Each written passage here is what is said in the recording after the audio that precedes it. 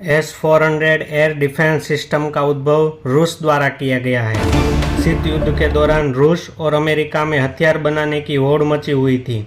जब रूस अमेरिका जैसी मिसाइल नहीं बना सका तो उसने ऐसी सिस्टम पर काम करना शुरू किया जो इन मिसाइल को टारगेट पर पहुंचने के पहले ही खत्म कर दे। 1967 में रूस ने S-200 प्रणाली विकसित की जो एस सीरीज की पहली मिसाइल थी। 1978 में S-300 को विकसित किया गया। S-200, S-300, S-400 का मतलब उनकी रेंज के मुताबिक है। S-400 का मतलब है कि यह सिस्टम जमीन से हवा में 400 किलोमीटर दूर अपना टारगेट खत्म कर सकती है। 90 के दशक में S-400 सिस्टम विकसित कर ली गई थी। भारत ने करीब $5 अरब यानी कि 40,000 करोड़ में 5 S-400 एयर डिफेंस सिस्टम खरीदने के लिए अक्टूबर 2019 में समझौता किया था और रूस ने भारत को 2021 में S-400 एयर डिफेंस सिस्टम की फर्स्ट डिलीवरी की थी। मिसाइल सिस्टम इतना एडवांस क्यों है और उनकी खासियत क्या है वो जानते हैं।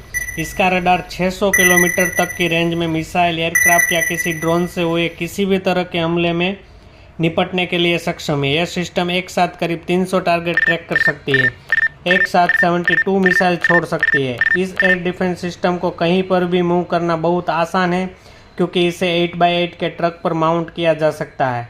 यह सिस्टम कोई जगह शुरू करने के लिए 5 से 10 मिनट का समय लगता है और चलाने के लिए बिजली की ज़रूरत नहीं लगती है। यह सिस्टम 50 डिग्री से लेकर -70 डिग्री तक तापमान में काम करने के लिए सक्षम है। इसकी पोजीशन फिक्स नहीं होने के कारण इसे आसानी से डिटेक्ट नहीं कर सकते। इस मिसाइल सिस्टम में 4 टाइप की मिसाइल होती है जिनकी रेंज 40 किलोमीटर, 100 किलोमीटर, 200 किलोमीटर और 400 किलोमीटर तक की होती है। यह सिस्टम 100 फुट से लेकर 40,000 फुट तक उड़ने वाले हर टारगेट को नष्ट कर सकती है। कि इस सिस्टम में कितने कंपोनेंट होते हैं और ये सिस्टम कैसे वर्क करती है। इस सिस्टम में मेन 4 कंपोनेंट होते हैं: long range surveillance radar, command post, engagement radar, launch vehicle. अब हम बात करेंगे कि वर्किंग सिस्टम में इसमें जो सर्वेलेंस रडार है उनकी रेंज 600 किलोमीटर है। उसका मतलब 600 किलोमीटर रेंज में अगर कोई मिसाइल, एयरक्राफ्ट या ड्रोन इसी रेंज में आया तो रडार एक्टिवेट हो जाता है और सर्वेलेंस रडार सिग्नल को कमांड पोस्ट को फॉरवर्ड करता है।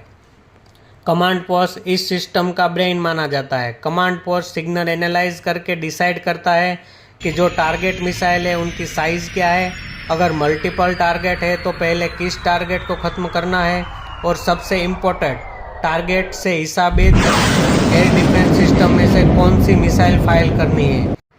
अगर टारगेट मूवेबल हो मतलब एयरक्राफ्ट एक जगह से दूसरी जगह मूव करता है तो एंगेजमेंट रडार का रिसीवर सिग्नल का विश्लेषण करता है और मिसाइल को गाइड करके टारगेट को ख़त्म करता है। इस मिसाइल से बचना नामुमकिन है क्योंकि इस मिसाइल की स्पीड 15 मैक है। उसका मतलब 5 किलोमीटर प्रति सेकंड। दुनिया में ऐसा कोई भी एयरक्राफ्ट नहीं है जिनकी स्पीड 1 सेकंड में 3 किलोमीटर से ज़्यादा है।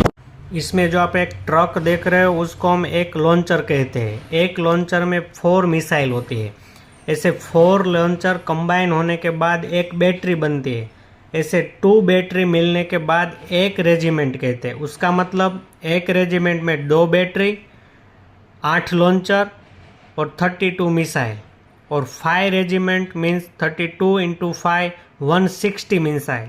इसका मतलब हमने जो 5 रेजिमेंट की डील थी उसमें हम 160 मिसाइल की डील की थी।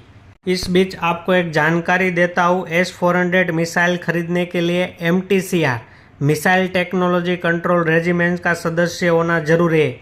ऐसा नहीं होता है कि हम रूस गए और ये लो पैसे और हमें S-400 एयर डिफेंस सिस्टम की एक रेजिमेंट दे दो, और उसके लिए हमको MTCR का सदस्य होना जरूरी है।